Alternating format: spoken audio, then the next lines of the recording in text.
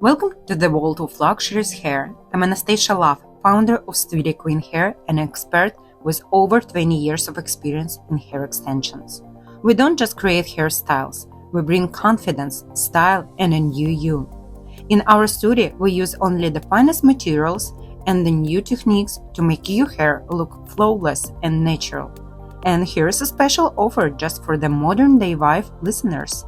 Mention Modern Day Wife when you book your appointment and receive 10% off your first visit. Feel the difference with Studio Queen Hair because your hair deserves the very best. Text us on Instagram, Studio Queen Hair, or call or text 213-271-5555. And remember, always be the queen. Welcome to Modern Day Wife, the podcast, your go-to destination for inspiration, real talk on being a woman and a wife, all while building community. As a global membership, lifestyle, and event production company, we are dedicated to supporting and celebrating women who balance their multifaceted lives with grace and ambition. Join us as we have insightful conversations with leading experts, entrepreneurs, and influential voices who share their journeys, strategies, and stories on how to do it all. Whether you're a working professional, a stay-at-home mom, or a dynamic blend of both, Modern Day Wife, the podcast, is here to uplift and guide you on your path to success and fulfillment. We're Megan and Megan, your hosts. Welcome to Modern Day Wife, the podcast. Welcome back to Modern Day Wife, the podcast. Today, we're excited to have Britt Ostofe on, who is a passionate advocate for motherhood and a dynamic content creator. Britt's journey into content creation is as inspiring as it is relatable, and she is here to share her story of balancing motherhood with her creative endeavors. I'm so excited to have you. Intro. Thank you so much. Well, you are kind of fancy. I was like, you're definitely fancy with a lot of fun. Thank you. I mean, it's really great. We were having this conversation last night because you were actually on our celebrity panel. So much fun. At our event here at the W Toronto for Modern Day Wife. But we were thinking going all the way back, I think it was 2021. Oh, yeah. It was like somewhere high in there. COVID times. Yeah. We first got connected. long time ago. Actually, small world, I think, through my husband. There's some way where he knows your husband, and there was and your like sister that. knows my best friend. That's right. Right? So it's small world. Yeah. But anyways, so glad to have you here today because you have so much knowledge and you're very inspirational. Thank you. And you're also a lot of fun. So I wanted to jump in to really find out how did you become a content creator, first of all? Kind of by accident. I was on mat leave with my son, and I was really bored. I was like, I think I just need some connection. Yeah. So I actually started an Instagram account for hand lettering. I used to do calligraphy and stuff, for weddings and stuff. I had no idea. Yeah, I've had so many jobs. I feel like I'm that person who was yeah, I also used to do this. I used to do bridal hair. I have so many stories. So I was just sharing my calligraphy online, and then I was kind of storying at the same time because I was in the thick of second child motherhood. Yeah. And most people were yeah, your calligraphy is cool, but tell us more about motherhood. So I was like, oh, okay. So I just kind of started sharing the truths that maybe not everyone was open to. I feel like it was high Pinterest time. So everything was very curated, which is lovely, but it can be kind of lonely if you're a new mom and you're but where are the people in the trenches? That's where I am. So yeah, I just kind of started sharing more, and then it kind of blew up, kind of veered towards, as you would know, when you start your life online, there's a lot of trolls, I would say, that come in. So I started kind of poking fun at those people. I would do skits and stuff, and people kind of just took to it. So I mean, it's so interesting because your page is hilarious. Thank you. I mean, it's so funny. It's so witty, and I didn't even know that you did any of these other series of adventures before what you're doing. So were you always a funny person? Were you always a joker growing up? Did you always make people laugh? I mean, how did you know what to do that would inspire people on your Instagram? I feel like I've always been my dad is really witty. Okay. So I kind of was thrown into that naturally, but honestly, I was this tall, lanky blonde growing up, and for me, I felt like a lot of the times when you meet somebody, especially like when I'm a millennial, so Yeah. people will just judge you like right away. And I was like, I'm more than this tall, lanky. Like I was like, I'm also kind of funny. And so I've kind of, it was like a scapegoat for me. Yeah. But like, I don't take myself too seriously. And I think that it's just, life is just funner that way.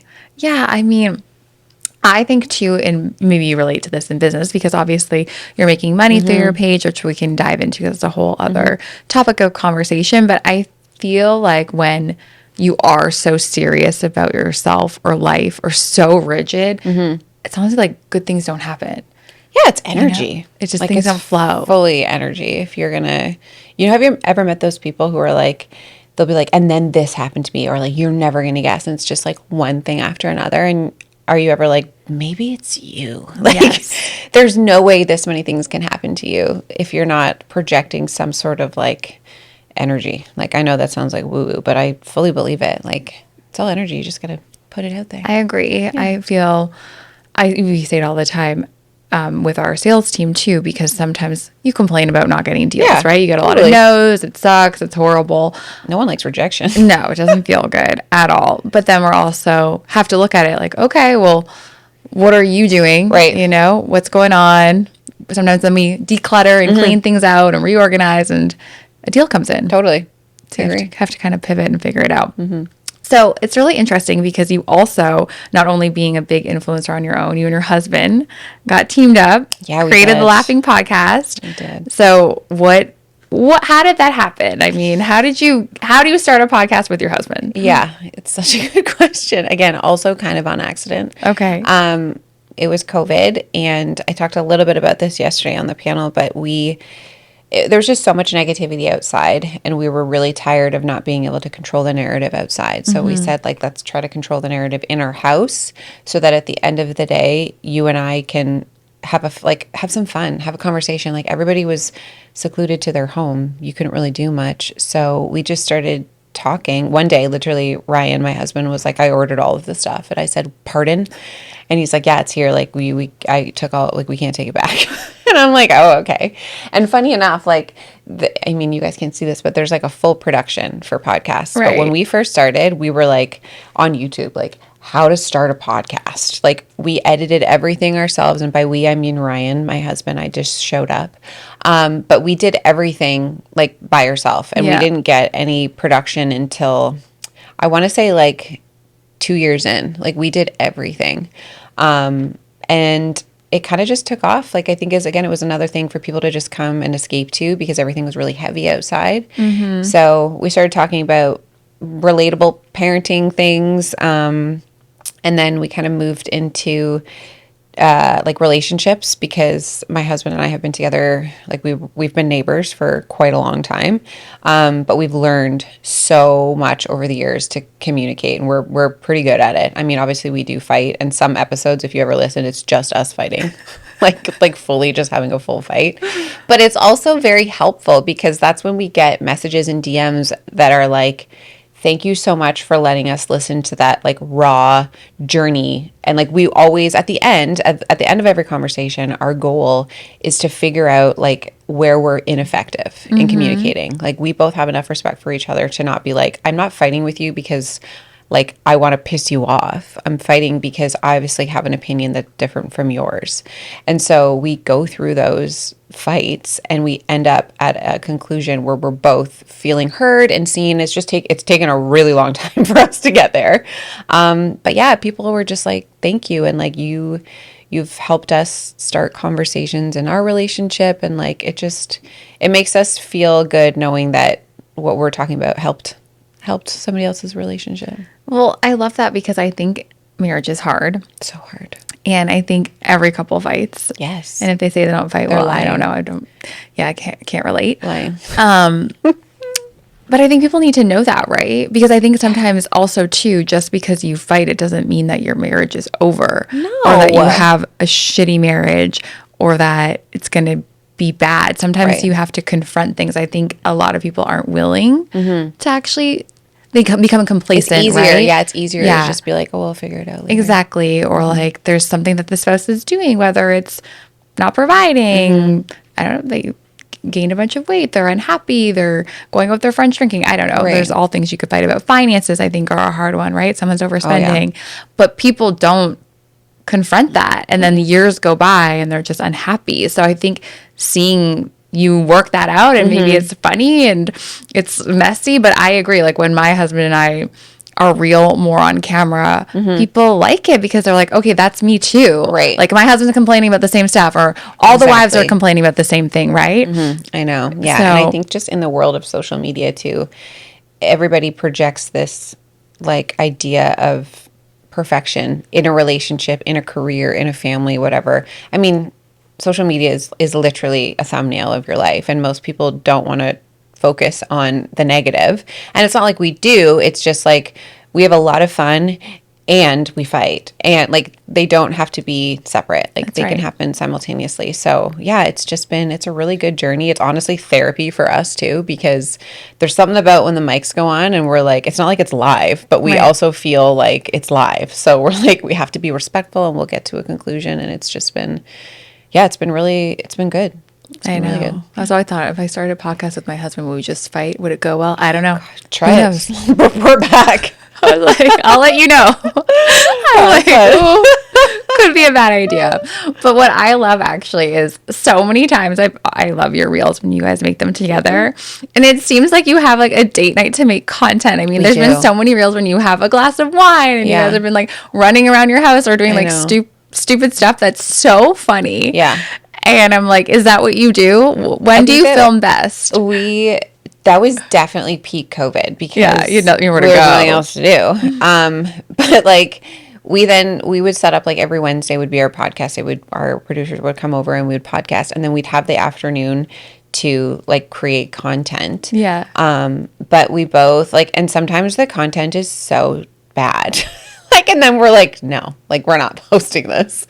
But I'm a very creative person, but so is Ryan. And so sometimes it works really well together because like we're having fun, like we're laughing so hard doing these stupid skits.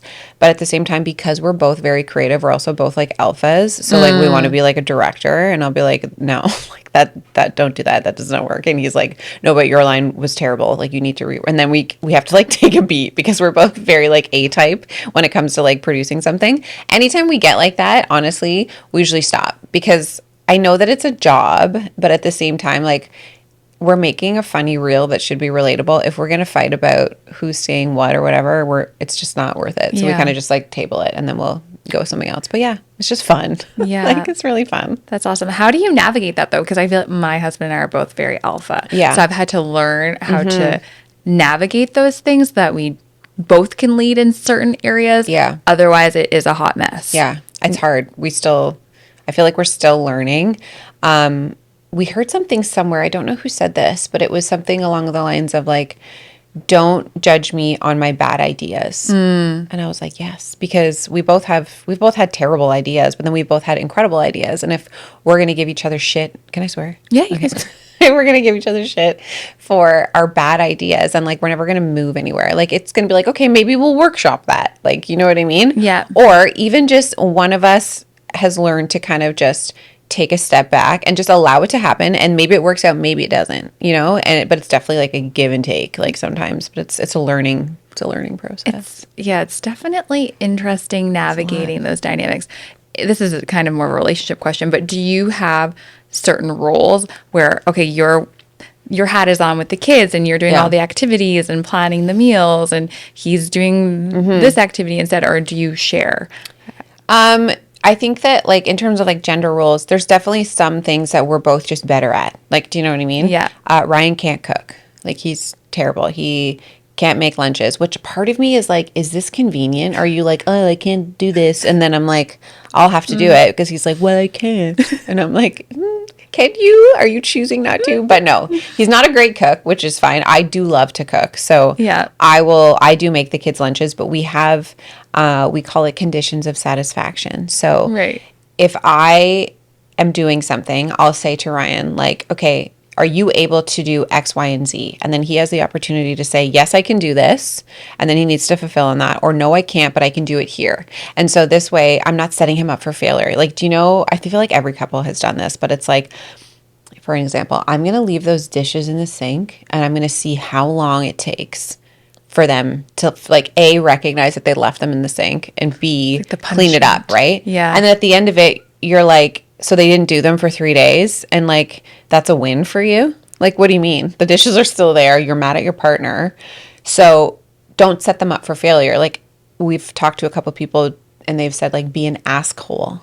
So ask. It's annoying to ask sometimes, but at least then you can say, hey, can you do these dishes? And maybe Ryan's like, honestly, babe, I've had like a crazy 2 days at work. Like, I'm super overwhelmed. Yes, I will, but just give me a minute. And then I'm like, okay, cool. Like, I know what to expect. And I'm not just sitting here waiting for you to fail.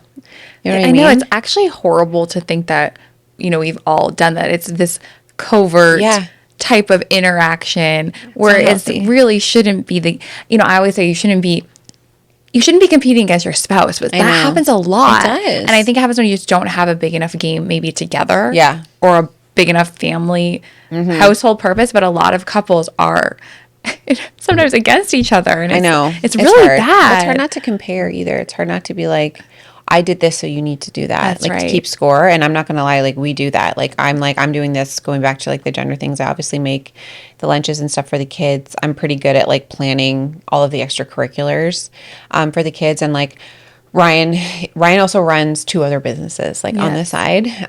So like I know he's super, super busy. And so am I, because we do this. But there are days where I have a really busy work day, but as a content creator, and I also work for an art company, my schedule is a little bit more open. So I can pick up the kids. I can do this. And then there are days that I'm not, and he'll be like, I got it. Like it's a give and pull, but it really just comes down to communication. Like he needs to be like, my day is bananas tomorrow. Like, are you able to do this? And I'm like, yes. We did hear this one couple that we took from one of our interviews, and they were speaking about coming into your day and meeting up with your partner, and you say like, I got 10% left. And then your partner's like, okay, I have, you know what? I've got 50. So I'm not at 100, but like, I obviously have more than you do. And so I'll take on the brunt, but just being like straight up, like, I have nothing left right now. I'm going to need you to be like alpha for the rest of the night. It's very simple, but it's so effective to just have that like heads up.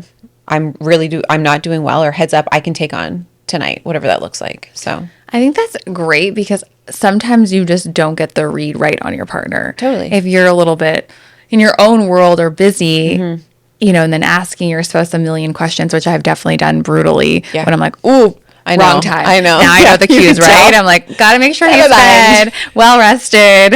Not gonna ask that now. Maybe I'll ask that tomorrow. Yes, for sure. You have to play your cards right. Yeah. Otherwise, it can end up in the result you want. Yeah. Or it can be like a total shutdown. So I actually love taking the percentage and actually asking them and finding out where they're at, because otherwise, you sometimes when you do have a fight, it just takes you off course of where you're trying to go. And it's typically compounded from other stuff, right? Like if you've had a hard day and then like your spouse asks you something that wouldn't normally piss you off, but maybe it's been compounding because you haven't been communicating, or you guys have been distant and not connecting, then that one thing, it's going to be like, no, I didn't do the dishes. Like, or it's like, oh shit, no, I didn't do the dishes. But don't let it fester. Exactly. So you mentioned you're very busy, which I love, because I'm a busy person too. Yeah. So how do you keep organized? I'm like, what are you doing to like keep everything going? I mean, what do you do? I don't even know. Like, first of all, I feel like I want to touch on like the busyness, because we just spoke about this recently. I know. And it's like, I kind of have taken a step back with the busyness. Well, I love this too, because I'm actually in what I call my season of slowing down. Yeah. Like I'm still doing stuff, but I've realized that I'm like, I don't need to be manic. Right? Like every hour doesn't have to be filled. And I'm not a bad person because I'm going for a trail walk for 2 hours and actually taking care of myself. You don't have to justify it. I know. I just feel like I meet adults today and it's like, hey, how are you? So busy. And I'm like, oh my God, I'm so busy. And then they're like, but I'm busier. And then it's just like this weird dynamic of like, who's busiest? I'm like, who cares? Like, just because you're busy doesn't mean you're worthy. Do you know what I mean? So I don't know. I feel like, so we've taken like a full stop. So we paused the podcast. Right. And because it's a lot of work to do a podcast. And we realized that had our hands in so many different pots, and we were like, the podcast will be here. We've done it for 4 years. We've never missed a week. and it'll be there when we pick it back up again. But our focus right now is on our family, like my kids, our relationship, our friends. We just moved. Like there's a lot of moving parts. So I love the season of slow. That's really nice. So I feel like I've taken the power back a little bit there because I've been able to say, okay, like I need to stop over here so that I can be more focused over here.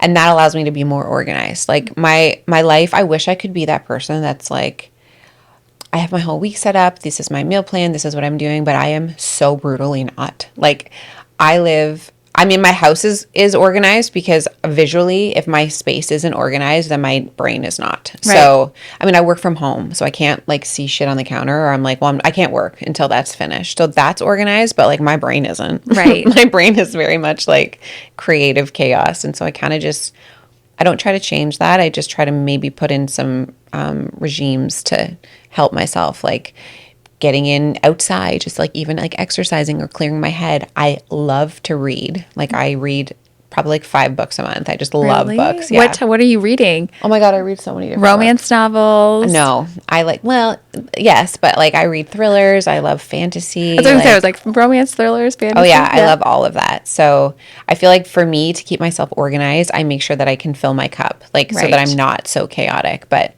yeah, instead of scrolling, like doom scrolling at night, I'll just read and then I fall asleep. I think that's amazing because, I even thought about this the other week, and one night I was tired and I looked at the time and I'm like, oh my God, I've been on my phone for 20 minutes. And I actually caught myself and I thought to myself, Megan, like you can't do this. Like that was such a waste of time. I know. And time is so precious and it's literally a trap.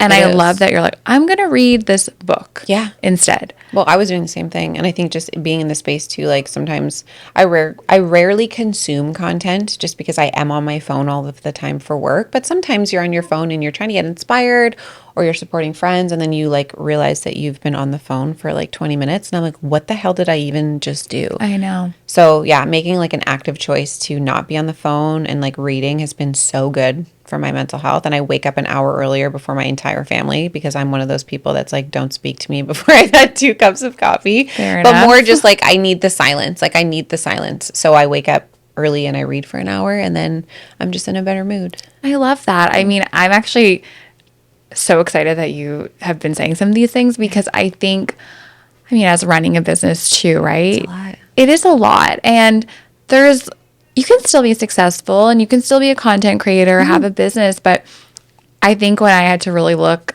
at my own life lately and what my core values are at and my age, I'm in my 30s, I want to have kids. And you really have to be like, okay, that was a fun game. It was fun to like be boss babe and I can still be boss babe. But really when I'm 80, what is going to be like, if I think in future is most important to me, it will be the fact that I have a family and kids and that's for me personally, like providing for society. And I kind of was thinking to myself, I don't need to be so exactly what you said, competing with the other girl on how much fuller my schedule is. Right. Because that's so insane. I know. It's actually an insane, ridiculous viewpoint. I think that's just like hustle culture though. Right. Like I feel like we've just like as a society been like if you're not busy, then you're not doing enough. Right. Like God forbid you take a second and read. My favorite comment is like, because I love to paint and I love to draw. So that's another thing that I do to like recalibrate myself. And so sometimes I'll film it because people tell me it's therapeutic to watch painting or whatever. Yeah. And so my favorite comment, and by favorite, I mean like, I hate this, but like is when someone's like, must be nice to have the time to like X, Y, and Z. And I'm like, no, we're not going to do that because we all have the same amount of time. You know what I mean? Like, I'm just choosing to do this with my time for 45 minutes. Like, what are you choosing to do? I understand because those comments are brutal or people are, oh, well, you have money or whatever they're going to say, your husband provides for you. But they don't always know, like, the back end stories, right? Like, well, there was really hard for this. Exactly. I was not doing well here. Like exactly. I put in the time to learn. Like you educate yourself to make money. Sacrifices. Exactly. Maybe not going out. Like there's a lot of things that when you look at people who have a lot, they also had to do a lot. There's obviously family trees in some situations, but in a lot of cases, we're definitely privileged for, like, we have a village to help us. Like, my parents live quite close with the kids and stuff. But, like, again, I said we didn't make any money in the podcast for the first 2 years, and we produced everything ourselves. I didn't make a single dollar on Instagram for 2 years, but these were two side hustles for us. Like, the podcast, we called it our midnight hustle because we would do it when the kids went to bed. And it was a commitment because you're choosing to do this instead of like watching Netflix, which we sometimes did, but it's a choice. But I did Instagram on the side because I used to teach high school. So I would do Instagram on the side, and then I did my other job as an art director in the day, and then I would do Instagram on the side. And so I was like, you people don't understand that I didn't make any money for so long, and now all of a sudden your account starts doing well and I'm learning to monetize, and people were like, no. Right. It's funny, but I'm like, you know what? I'm not going to take judgment from somebody who is doing less than me. That's right. Right? Like, it's just not, you can be back here, but like, what are you doing behind your screen? I think it's Grant Cardone that says something like that. You only get criticized by the people who are doing less than you. Yeah. Like, you'll never be criticized by someone who's doing more. Right. How do you handle haters? Because it's hard. We're people. So hard. Yeah. Right? We have emotions. Yeah. I wish I could say, like, it doesn't bother me. I would be lying. Like, most of the time, I feel like it doesn't bother me when it's like a random troll who has like a faceless account. They're clearly saying something just to like get a rise out of you. Like, you know how some people's account is strictly just for trolling? I'm like, that's ridiculous. So bad. But when it's like somebody who is like a real person, or like maybe somebody I quasi know, like I've had that happen before where it's like a friend of a friend. That's hard because these people are usually like kind of in the same life experience as you, and you're like, how are you judging another mother, another woman? Like, are we seriously doing that in 2024? And then just to sit beside the, like, behind the screen is just so, it's rich to me, because I don't know how you can be this faceless account chirping somebody else and then being like, well, like, it's my opinion, I'm just like, I want to call you on your stuff, but you don't have enough confidence in your opinion to put your face behind it. Like, that's so cowardice. Like, I don't know. I try not to engage. I'll usually ignore, but I will say, and I know everyone's like, just ignore them. Sometimes I'm like, no, like, I don't think ignoring the bully is always the right move. Like, sometimes I'll just write back, like, respectfully. And then I'll say my opinion. Yeah. You know what I mean? It's just a balance. Sometimes I have the headspace to respond, and then other days I don't. Yeah. So. I mean, that makes sense. I agree too. I think there's a time and place to react to it, or sometimes it's, just not worth it. But people need a little bit of ethics, or they need to understand it's not okay. Because I was talking earlier, actually, with Dominique when she's on the podcast about, it's almost a contagion effect, right? One person bullies and then no one stops them, and then it makes it okay for the next person to say something, right? So we really do have to do something about it at some point. Check yourself. I know it's hard. So how do you pick your friends? How do I pick my friends? Yeah, like, what do you? So funny. What an interesting question. Well, because I'm like, there's probably some people who want to be your friend because you're super cool, you're an influencer, but there's obviously some people who maybe want to be your friend for the wrong reasons. Yeah. So I don't know. Like, I'm pretty friendly. Like, I like meeting people. I like talking to people. But I have noticed in the past few years that I'm okay with having a lot of friendly acquaintances and like a small group of like good friends. Do you know what I mean? The past 2 years, I've learned the hard way, like in friendships where I thought that I could trust certain people and they're not who they say they were. And that's unfortunately made me a little bit guarded with my emotions. Like, I pretty much am open, like I'll wear my emotions on my sleeve, but yeah, I'm very specific and particular with who I give my energy to. That makes sense. Right. So I think it's just, you kind of have to gauge. I watched something the other day that was like, be wary of people who want to be your best friend like right away. Because often those people are like not necessarily who they think they are. Like, somebody who's so gung-ho to like be your friend, not just anybody in the Instagram, but just in general. Yeah. Like, and I don't mean like friendly people, but people who are like, we're best friends now. Like, why? Like what do you know what I mean? So I'm just very, very careful with my energy. No, I think that's good. I think also too, since we're in the season of slowing down, Yes, we are. I've kind of noticed when have a little bit more space, like sometimes when you're doing so many things, you're jumping here and there, you lose a little bit of that intuition, right? That power, Totally. that knowingness. And I always say to Megan, my business partner, and our amazing co-founder, I say to her, when we're so busy and sometimes I don't listen to that thought, that thought that says, oh, call that person back Right. or make sure to check that. And I ignore it because I'm too busy. Right. Something bad always happens. It's Yeah. kind of like with friends too, right? Like that little thing that's like, should I give that feels person a off, chance? And you don't listen to it. Something always Doesn't happens. end well. I know. It's so true. I think as we get older, you learn to, for me, like time is currency. So I just don't want to waste it on people that aren't willing to give me the same energy. Not even the same energy, but like I want like deeper than surface conversations if I'm going to put my full energy in that. So I'm the same. I'm like, I could be it'd be pleasant. exactly, but if it doesn't feel right to hang out with them, I could Yeah. be content creating, making money, Totally. or spending time with my husband, Yeah. doing other things. So it was interesting. I wanted to ask you because you mentioned this about when you were first starting out. It was the side hustle, and then figure out the podcast didn't make money at first, and then you were able to monetize it. So how do you start to monetize the podcast or any type of content creation? I think so with the podcast specifically, like we were very lucky to start the podcast and have a lot of people reach out and want to be on our podcast. And we were like, what? Like, what do you mean? Like, you want to be on our podcast? And so that really helped us, I think, like propel us into the space as like a contender in our category, like parenting and relationship. We were number one in Canada for a really long time. And we hit that in the amazing. States once. And it was like, what do you mean? But then when that happens, like the analytics just show the brands, and the brands obviously want to monetize on an account like that. But I think for us, like when we first started, our intention wasn't to make money. Like it really wasn't with the Okay. podcast. We were like, we called it a creationship. We wanted to build something together that was beyond our relationship as parents, beyond our relationship as a couple. And because we were both growing in our businesses respectfully, but parallel.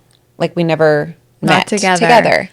So the podcast for us wasn't really about monetizing at first. And then I almost feel like that allowed us to monetize it because we were so true to ourselves. And like we said no to a lot of things because we were like, we don't need this. But then that really got the trust of our audience and stuff. And then when we were able to monetize the podcast, we were very specific with who sponsors us. Like they send us the product. If we agree with it, then we're going to do it. If not, we pass. And that's something I find similar to my space. Like I have said, I think I say no 70% more than I say yes to most brands. Because if I don't have the trust of my community, then like I lose my job. Yeah. You know what I mean? And like you can tell, I think you can tell some influencers who are just maybe just taking every single deal. No hate, because sometimes make your money, girl, if that's what you need to do. Maybe they're supporting their family, maybe they're supporting their sister. I have no idea what their finances are. Right. I feel like I don't ever want to lose my soul to this space. So I'm not going to work with a brand who I don't believe in or who I don't feel like is aligned with what I'm doing. Do you know what I mean? But it's hard. You have to accept yourself as worthy enough to make this money because you know people are going to get pissed off about it. They want to consume all your content for free, but the minute you start monetizing, they're like, nah. Yeah. Most of the time people are wonderful. Like in the Instagram community, people are wonderful. TikTok's a different story, but Instagram's like a family. So Yeah. it's okay. I mean, they know when it's not genuine. Yeah. Have you ever had an experience where you wish you didn't promote something? Like you did that and you're like, oh, that was a lesson. Yeah. I don't even know if I'm allowed to talk. Well, you don't have to say the brand. No, I'm going to. I don't care. Okay. I was like, you don't have to say No, the brand. because they haven't paid me. So I feel like this Okay, is fine. like something that I really don't care.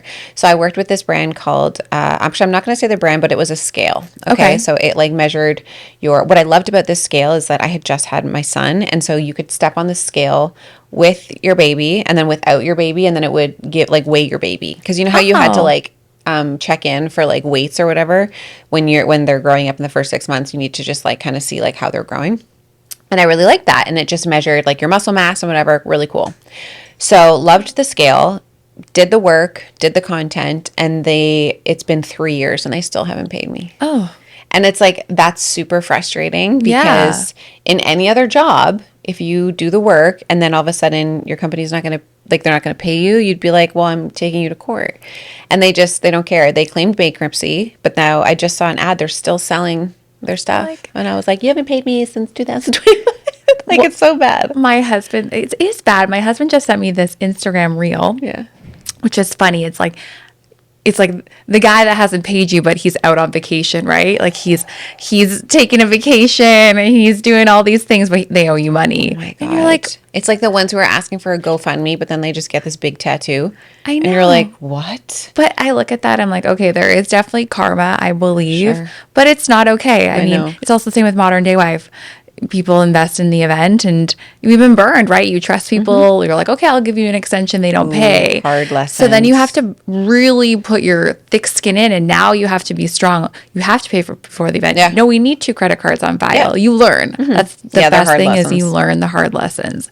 And you've got to step up your business hat and game. Uncomfortable for sure. I know. It's brutal. What's been like the biggest lesson for you over the years? In social media, or Yeah, it could be social media or life. I mean, something that you've learned through, let's say, learn through your content creation journey. Yeah. Again, like I would say just staying pretty true to who I am. I notice if I ever try to jump on like a trend that is trending, that I'm like, oh, I could do this, but maybe it doesn't necessarily fit me. And I'm like just doing it because I want to try to like jump on the trend. I don't love that, because then I'm like, why am I doing this? This doesn't work for me. This is not authentic. Not that I'm like being inauthentic, but I'm like, I'm just going to post what I want to post. Right. And not worrying so much about like the likes and the comments and blah, blah, blah. And that's easier said than done, because part of this is my job. So you obviously need the engagement to take back to the brands to be like, hey, like I'm kind of good at this. But I will say, like, just not stepping outside to do the trends for the trends. Like, just do what you want to do. Just post it. Some of it's going to do well. Some of it's not. The algorithm's going to screw you sometimes. Who cares? If it's making you happy, who cares? Like, I love posting my art, and it does well, and sometimes it doesn't. Who cares? I love doing it. Right? I love that. Yeah. So I would say that. And then it's just a tidbit for people who are going, if they want to go into social media and content creation. Like, I've been burned a couple times with brands where they'll be like, pitch me an idea, and then They take it. And then they take it. I did that once with a huge brand, and then they were like, oh, we're going a different direction. I said, no problem. And I saw my idea in there with like somebody else, like a micro influencer. I was like, oh. So now I just know, like, ideas they're sacred. You know? It's that boggles my mind. Like, Look at how big brands, they can. Like, what am I going to do? I know, but like, doesn't that person feel so sleazy? Icky. I know. Ugh. I know. Like, I would feel terrible. I know. Like, I feel so bad. I wouldn't feel good about myself knocking off ideas. That's why I always really try to give credit. Yeah. Because it's not always your idea. Absolutely. Especially when we work in a team environment. Sometimes one of our employees has a great idea for Modern Day Wife. I'm like, it was her idea, because I don't like that feeling. I know. It feels so gross. And right? And it's hard to sometimes handle some of that. And obviously we're in the space where a lot of content's recycled, but like, Yeah. it's good just to even be like, I was inspired by Yeah. whoever. And then that's all you need. Just give a little shout out. Yeah. 100%. Okay, so a couple more questions for you, because I want to know this one for me personally. So, had you started content creating? You had your daughter, right? Yes. So my kids are 4 years apart. So Riley, my daughter, was 4 when I had my son. Okay. So like I didn't do anything when she was little. Okay. So what was the difference? Like, how did you manage motherhood while working?